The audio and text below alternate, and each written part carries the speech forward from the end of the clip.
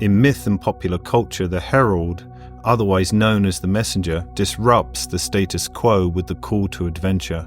The call is often cryptic and mysterious, enticing the hero or heroine to step outside the confines of their current reality.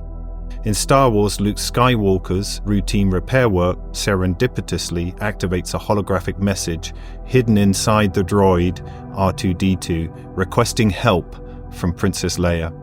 This leads Luke to the hermit Old Ben Kenobi, who is destined to mentor him on the path of the Jedi. In The Matrix, Neo receives a cryptic message to follow the White Rabbit, which leads him to a nightclub where he meets his messenger, Trinity, who confirms that decoding the Matrix is within his grasp. In The Hunger Games, Effie Trinket acts as the herald when she visits Sector 12 to conduct the reaping of the tributes. When a young girl is chosen by lottery, the girl's elder sister pleads to take her place, and we're introduced to Katniss, the subsequent heroine of the series. And Harry Potter received a letter in the post. How convenient. For a story to work and for the public to buy the cinema ticket or streaming subscription, the call to adventure has to be neatly packaged, clearly signaled, and easy to follow. Otherwise, the story would take too long to reach its dramatic climax. By contrast, the inner call to adventure, to reconsider life as we have known it, has only one audience member: you. Unfortunately, many of us are drowning in the white noise of social media. Every day we encounter endless messages and notifications, including feeds full of hot takes and inspirational quotes from self-help, influencers, and spiritual gurus. With so much information overload, is it any wonder we can become plagued by self-doubt about our ability to choose a more purposeful existence? Receiving the call, let alone following it, is a formidable task. In a world where attention is harvested by algorithms created by those who prefer we defer authority to them, we'd be forgiven for thinking it's easier to stay on the couch and do nothing than dare to search for the extraordinary. In this episode of Archetypes of Awakening, we will consider what it means to respond to the call at a time when life feels less predictable and more chaotic than ever. What exactly is the call? Where does it come from? What can we learn through the shadow polarities of the herald or messenger archetype? What does it take to respond to the call? And what happens if you reject it? The call signifies that destiny has summoned the hero or heroine and transferred his or her spiritual center of gravity from within the pale of society to a zone unknown. The familiar horizon has been outgrown. The old concepts, ideals, and emotional patterns no longer fit. The time for passing the threshold is at hand. Joseph Campbell, the hero with 1,000 faces. So what is the call really? The immediate implication of Joseph Campbell's lifelong study in comparative mythology and religion is that the call is an invitation to travel out into the world. Think of the classic image of an explorer venturing into unknown lands to address injustice, recover treasure, or discover new territory. This mythological perspective is a critical component of most modern films, driving the plot forward by awakening the protagonist's sense of purpose. It is also a pattern of history and a symbol of humankind's adventurous spirit, for better and for worse. But what about inner exploration? What if the call comes from within, activated by the human psyche in response to a stagnant life and an outdated worldview that plays not to lose, or a personal operating system that needs an upgrade? A bit like receiving a notification in 2024 that you're still running your desktop computer on Windows 98. Campbell acknowledges this inner process when he refers to the herald as a representative of that unconscious deep wherein are hoarded all of the rejected, unadmitted, unrecognized, unknown, or underdeveloped factors, laws, and elements of existence. In other words, the herald's call is a call to attend to conflicted elements within the unconscious that we have failed to recognize or resolve, so we can grow beyond our own limited sense of potential. The call invites us inwards to re-examine who we are, so we are better able to cross the threshold between the ordinary, known world of current circumstances to extraordinary vistas of possibility, and there, in slaying the dragon of self-doubt, resolve our inner conflicts so we may better serve others. Indeed, following the call invites us to embrace a richer relationship with reality, which for many may result in the revelation of spiritual, transpersonal realms. Yet, knowing what the call is doesn't address why it's often so difficult to recognize. The first reason it's difficult we will propose is the way the message often arrives. The second is our inability to hear it when it does come. The herald, as a messenger, is supposed to simply deliver the news, not distort it. They are the equivalent of a postman or postwoman. They don't tamper with your post. As messengers within the system of the news, we would hope for the same impartiality from journalists, although that's sadly rarely true. Other archetypes, such as the threshold guardian, may be more proactive in encouraging you to accept the call, but the herald, in their purest form, is not invested in whether you accept the call or not. They just pass on the message. Unfortunately, the herald's shadow polarities distort the message, and therefore the nature of the call. Both active and passive shadow expressions of the herald contribute to the proliferation of white noise and resulting confusion. The active shadow expression of the herald is the snake oil salesman, who offers everything to hope for, while the passive shadow expression of the herald is the harbinger of doom, who offers nothing to hope for. Blending shadow elements of the detached manipulator of the magician archetype and the Pollyanna of the artist archetype, the snake oil salesman profits from oversimplified or insubstantial solutions, which point down a path that proves to be a cul-de-sac, gated community, or purchase your add-on here. Blending shadow elements of the nihilism of the artist archetype and the naivety of the magician archetype, the harbinger of doom disregards the human potential to mobilize change. Set loose to spew out endless bad news about existential threats, they can leave us permanently anxious and unable to act beyond the fulfillment of basic needs.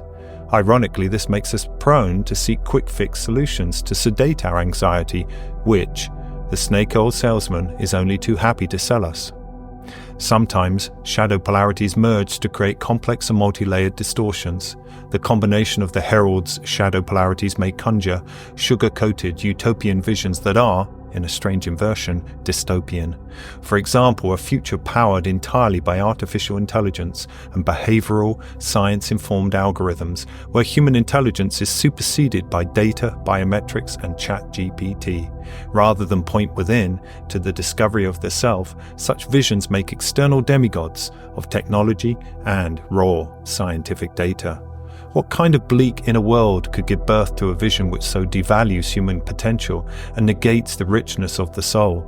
Perhaps such bleak visions of the future are there to push back against, so we can finally hear the collective call to adventure we need to respond to today to recover our dignity and spiritual center of gravity. Perhaps these bleak visions are in fact a call themselves, by foreshadowing the potential future that may unfold if we don't answer.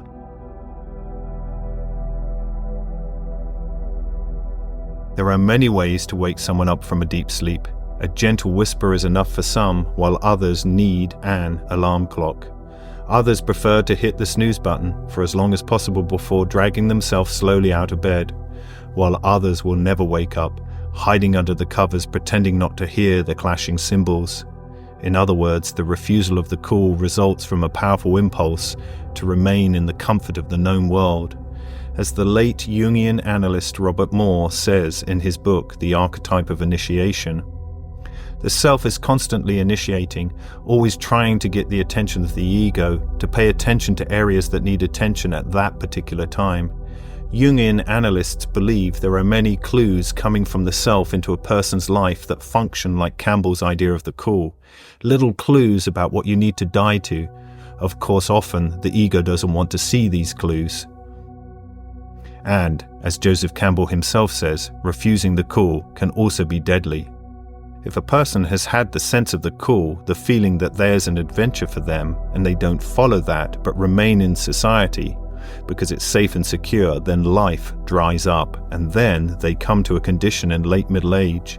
They've gotten to the top of the ladder and found that it's against the wrong wall.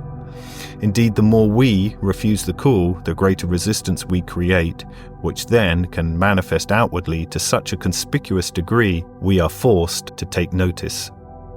Some, as Morpheus says to Neo in The Matrix, will actively fight the herald for daring to deliver the call.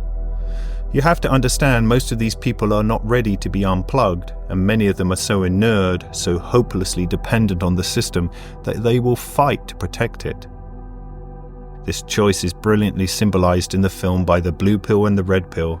Swallow the blue pill, reject the call, and life will be lived out in willful ignorance. Swallow the red pill, accept the call, and embrace the paradigm-shifting truth. Then the adventure begins, one that may be difficult to swallow, but one that fulfills a hunger for destiny. Questions of free will and who chooses are beyond the scope of this video, but we can say for sure that ignoring the call when it arrives can delay our own development. Indeed, our stage of development may influence our ability to hear the call and what kind of call we are likely to respond to. Formal education is fundamental to our development, but as we will see, it is not designed to encourage us to hear or follow the call within. Quite the opposite.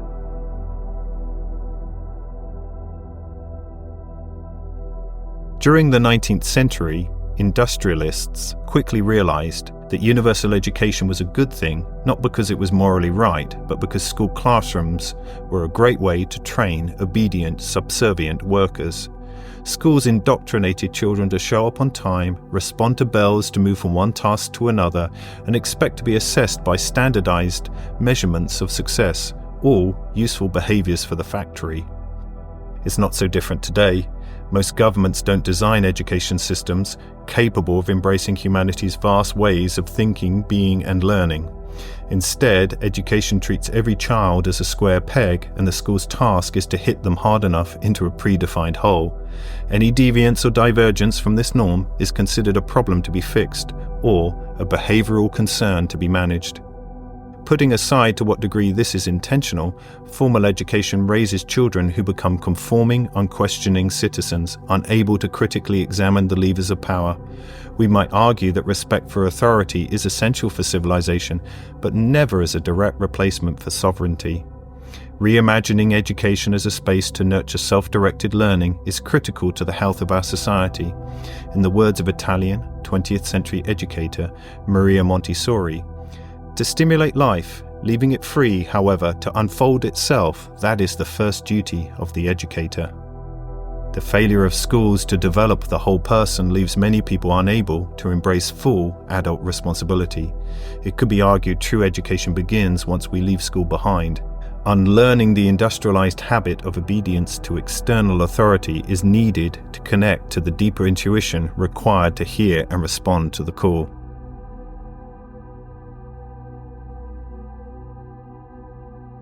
In relearning to listen and accept the call, it's useful to remember that the hero or heroine's journey has two directions.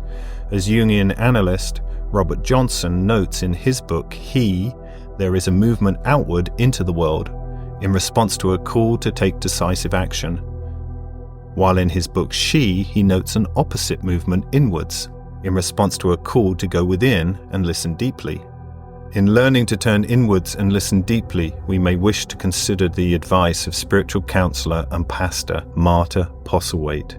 Do not try to save the whole world or do anything grandiose. Instead, create a clearing in the dense forest of your life and wait there patiently until the song that is your life falls into your own cupped hands and you recognize and greet it. Only then will you know how to give yourself to this world so worthy of rescue.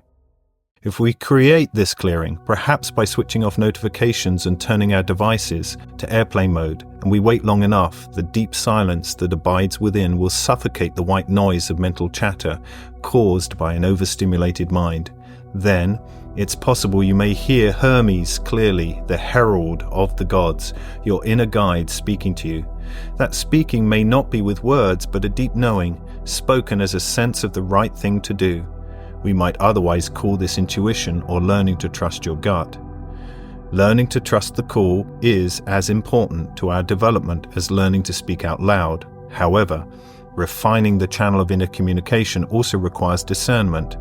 If a spiritual teacher comes knocking and tells you that you need to sell your house and wire the money to their account to be enlightened, and your intuition says, "That sounds like a great idea," you may want to first consider the conclusions of Nobel laureate Daniel Kahneman.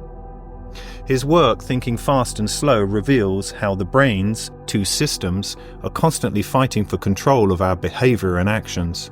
System 1, fast thinking, is rooted in intuition and strong feeling. It often needs to be tempered by System 2, which invites us to slow down and rationally examine our intuition against a wider range of variables. Although System 2 can, by the same token, also become tyrannical when its rational conclusion is to only accept choices where all risk can be eliminated. Of course, that's impossible and wholly incompatible with the journey of self-discovery, which, by its very nature, requires us to confront our own fear. Indeed, learning how to use reason in service of intuition is one of life's great challenges. As neuroscientist Ian McGill Christ poetically writes, "The intuitive mind is a sacred gift, and the rational mind is a faithful servant. We have created a society that honors the servant but has forgotten the gift."